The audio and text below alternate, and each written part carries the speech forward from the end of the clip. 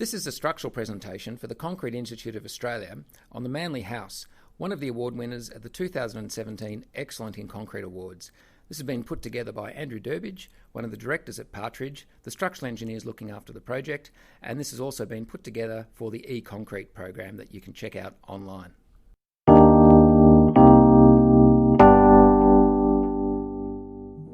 The Manly House was the National Medallion winner in the Residential Buildings category of the Concrete Institute of Australia's 2017 Excellent in Concrete Awards.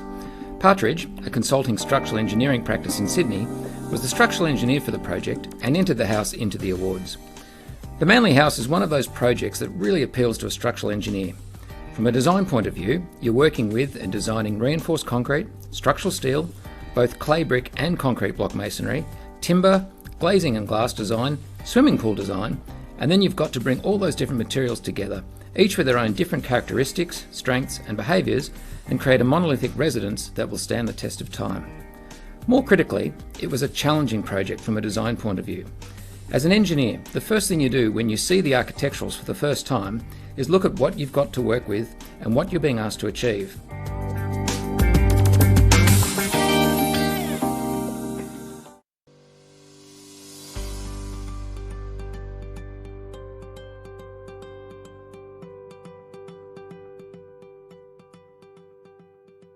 You look at the spans. How far do you have to make the floors span between the supports? What are the supports? How many columns has the architect given you? How big are they? And more critically, are they sympathetic with the layout and configuration of the elements above that they need to support? Your early assessment continues. What are the floor-to-floor and floor-to-ceiling heights? And thus how much depth do we have to work with our slab thicknesses and beam sizes? Are there cantilevers required? And how will we hold them up? From our very first glance at the architectural drawings and our first coordination meeting with the architect, we knew we were going to have our work cut out for us and that we'd have to pull some tricks out of the bag. Not just to get the structure to stand up, but to do it in a way that was sympathetic with the architect's intentions and wouldn't detract from the architect's desired aesthetic. This is a house, after all, and the structural solutions therefore needed to be elegant, refined, and in many cases, invisible. More importantly, our design had to be buildable. We couldn't design something that just looked great on paper, but only worked in theory or required unrealistic construction methodologies for a domestic residence. To borrow some terminology from a well-known television show, one of the key features of this building was that the concrete was the hero of the dish. Off-form concrete finishes were expressed in the floor slabs, the ceiling soffites, the roof, the cantilevered extensions, and the side fascias at each level. And therein was one of the key challenges for the project. Reinforced concrete as an expressed finish can look spectacular when it's done well, but can look a disaster if designed, detailed and built poorly. Shrinkage is obviously a major challenge, and then mitigating or controlling cracking was high on our agenda. Then combine this with the fact that we're sitting just 50 metres from breaking surf, and thus in a very aggressive environment, and you can appreciate the challenges we faced. One of the key features of this project, and certainly the linchpin that made it the success it was the very close-knit and collaborative relationship between engineer, architect and builder. Whilst we entered this project into the CIA Awards as the structural engineer, and I guess we at Partridge consider it an engineering award, we certainly share the award and accolades with the architect and the builder, because it was genuinely a three-way effort to deliver such an incredible result. In terms of the project's credits, the architect was Popoff Bass Architects, based in Milsons Point, Sydney, and the builder was Horizon, formerly known as Horizon Habitats, one of Sydney's best and leading builders when it comes to high-end luxury homes. Two great partners to collaborate with, and we've been privileged to work with both entities on a number of residences together over the years. The hard work and innovation behind the project has been recognised with 3 engineering awards and a Builders Award, picking up the major excellence awards handed out by the Association of Consulting Structural Engineers, the ACSE, the Concrete Institute of Australia at both state and national levels, and also the Master Builders Association. To give some quick facts about the project, it is obviously a house, being a 3-storey residence for a Sydney family. It had a construction budget of $4.5 million and consists of 4 suspended concrete slabs, as even the ground floor was designed as a suspended slab on screw piles that were taken 4 metres down to dense sand. The load-bearing system was a complex combination of clay brick masonry, core-filled block masonry, concrete walls, some circular hollow section steel columns, and a number of bespoke columns of unique section makeup that were custom fabricated for the project. The design and documentation time for high-end houses often surprises engineers and builders who work on larger scale projects like high-rise buildings or infrastructure. But after the project came out of DA, we actually spent 8 months working very closely with the architect to develop our respective drawings. It was 8 months from the first kick-off meeting and starting our preliminary design to developing our CAD drawings, issuing our tender set, and then finalising our construction drawings, which we issued at the start of 2015. Construction started almost straight after that, and it was a 17-month build to practical completion. For those interested in the sort of documentation that lies behind a project like this, we produced 17 A1 structural drawings for the project. Running you through some still shots of the project, you can get a sense of the project's location with this aerial shot and just get a sense for how close to the ocean we are. One of the most striking features that greets you in front of the house is the incredible cantilevers and the beautiful finish achieved by the builder. This particular photo is also great because it illustrates all of the different materials and building blocks that interface with one another. Concrete slabs, steel columns, brick masonry, timber panelling, and large glass facades. As you move around to the southern side of the building, some of the construction's most impressive achievements are obscured by both being in the shadows and also a rather unfortunately placed tree. But this particular shot gives you a sense of the cantilevers at the front of the house and also the eccentric loads as the supporting elements coming down each story become increasingly offset from their counterparts above. Looking side onto the house, you again get a sense of the cantilevers, but also just how seemingly thin the floor plates are. Many engineers look at this and assume it was achieved with post-tension concrete, but all the slabs and beams in the house were conventionally reinforced. Note also the cantilever and structure sticking out the left-hand side of the house. We'll look at this in a bit more detail shortly. Continuing around the corner, and you can see the curved masonry shells expressed on the second floor.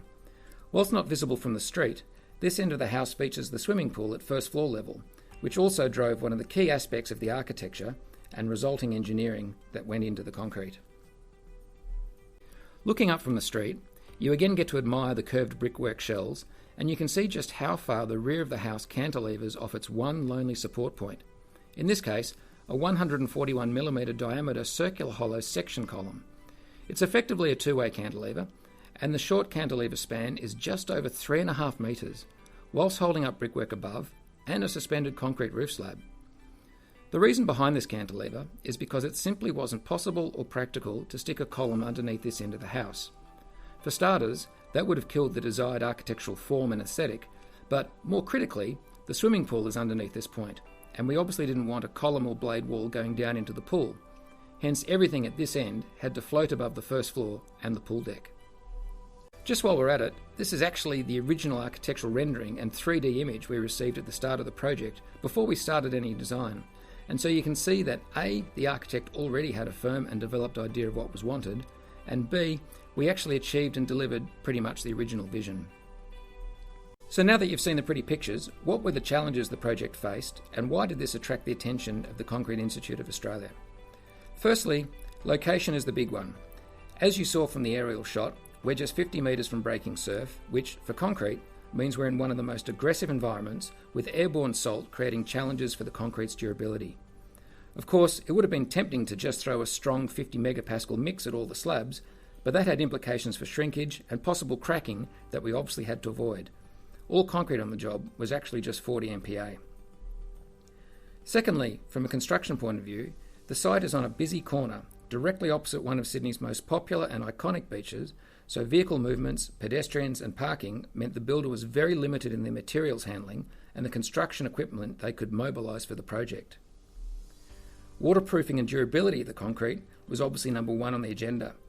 You might tolerate a small crack or some water seepage in a slab for a public car park or other similar structure, but when the building in question is a house and a home, there's simply no tolerance for such defects. And, as mentioned earlier, when the concrete is the hero of the dish, that all-form finish needs to be perfect. No honeycombing, no voids, and no cracks. The deflection criteria for houses of this nature are always challenging. When there's a lot of glass, express face brick masonry, and tiles, these brittle finishes are extremely intolerant of deflection or vibration, and so the deflection criteria we applied to our slabs was much higher than the provisions allowed for in the Australian standards. Trying to get concrete to span from A to B within the floor depths available was challenging enough already, but the architectural features, products and fit out for the house required some very tricky and difficult aspects to be incorporated into the concrete. Recesses, notches, folds, rebates, curves, step downs and thin profiles made for some interesting calculations and analyses, particularly in the many locations where a notch or recess was being cut into the slabs in zones that were subject to high stresses. The fact that these were all successfully achieved is testament to how versatile and flexible reinforced concrete can be, providing you detail it accordingly. Large parts of the floor slabs featured hydronic heating, which ordinarily wouldn't pose too much of a difficulty, but when you're incorporating those pipes and obstructions or intrusions into concrete that's already working hard, and you're worried about plastic settlement shrinkage cracks, it was another layer of complexity that had to be thought through. We've already seen the cantilevers and the thin profiles, and that was certainly an area where we focused a lot of our energy.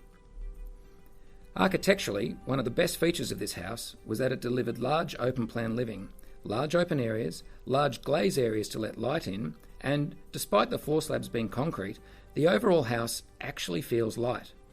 What this means structurally is that there wasn't much in the way of supporting elements, meaning we had large spans, and as a result, large reaction loads onto those supporting elements.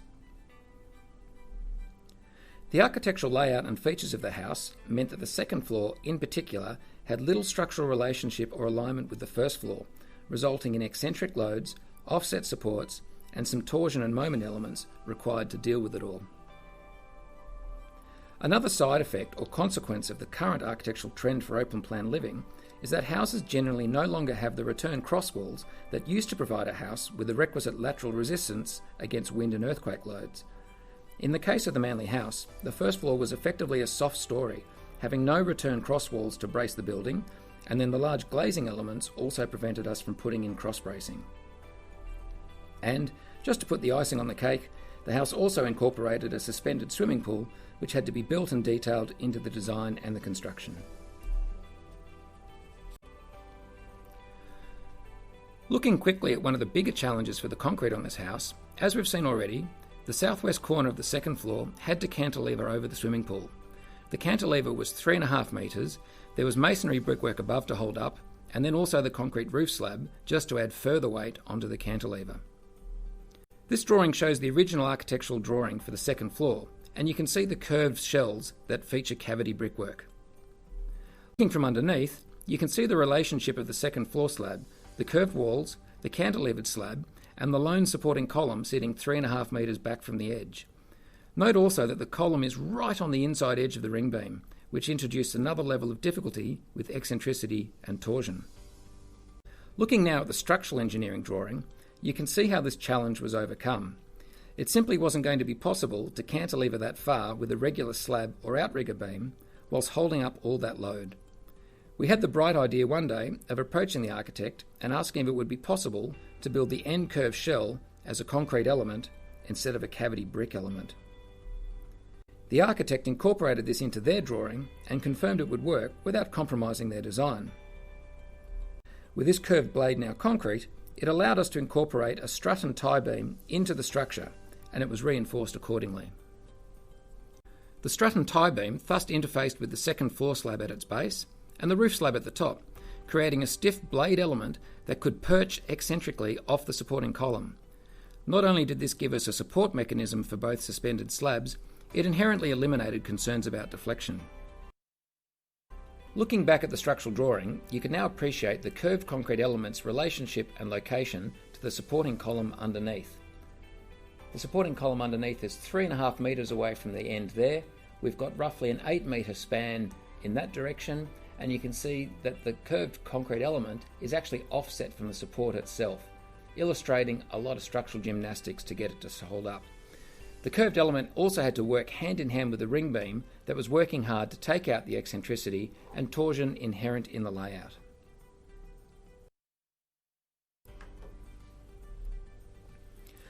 Looking at a section through the second floor slab, you get some appreciation as to the layout and profile of the concrete, plus the relationship of the connecting elements. As we've already discussed, one of the challenges with the house was the highly detailed concrete profiles, particularly the bullnose edging around the roof and second floor slabs. In order to control shrinkage cracking, it was tempting to just throw a ton of reinforcing bars into the forms. However, we obviously had to maintain adequate cover to the steel. We had to respect the curvature and how difficult it would be for the builder to accurately place that steel, and we had to ensure we didn't put too much steel in that then would introduce other difficulties, like plastic settlement shrinkage cracks or obstructions that would cause honeycombing or voids in the concrete. Using small diameter round bars allowed us to match the rounded profile of the bullnose, and the bars were hot dip galvanised for that added layer of protection. This is a photo of the roof slab under construction, with its large skylight cutting through the guts of it. You can see the galvanised members running down the side and going into the bullnose.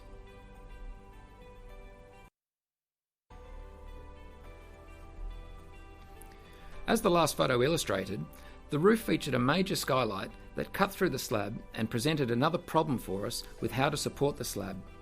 With the house being hard up against an abutting building on the northern side, it wasn't possible to have windows in the northern elevation or northern walls, and so light had to be brought in through the roof. However, as you can see here in the structural section, the skylight meant that the slab on the northern or right-hand side had no support and was going to fall down. We overcame this by introducing a single beam through the middle of the skylight and then designing another ring beam that went around the perimeter of the skylight opening.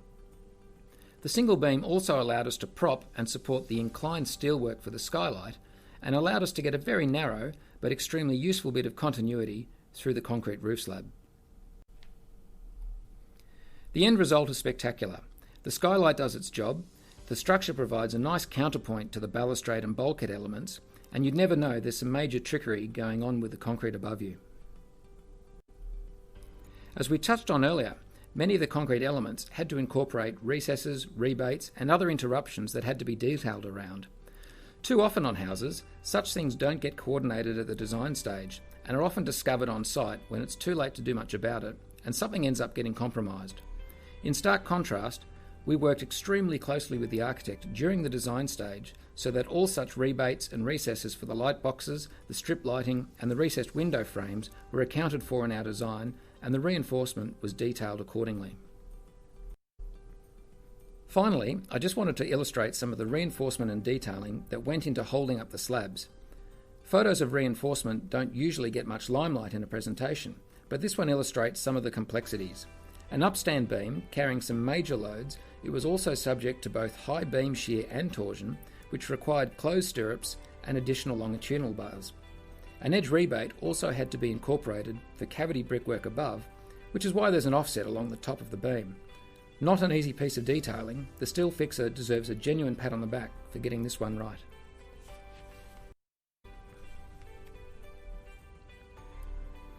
And finally, just a quick photograph to show the swimming pool under construction. The pool shell was incorporated into the first floor slab and was fully suspended, with a construction joint incorporated at the interface. For obvious reasons, the project team agreed that using hot-dip galvanised reinforcement was a good idea. Again, the reinforcements for a pool are pretty unique, with waterproofing and durability being key considerations, as well as detailing the structure so that it wouldn't be compromised by building movement or shrinkage issues when it was enveloped within a 3-storey structure.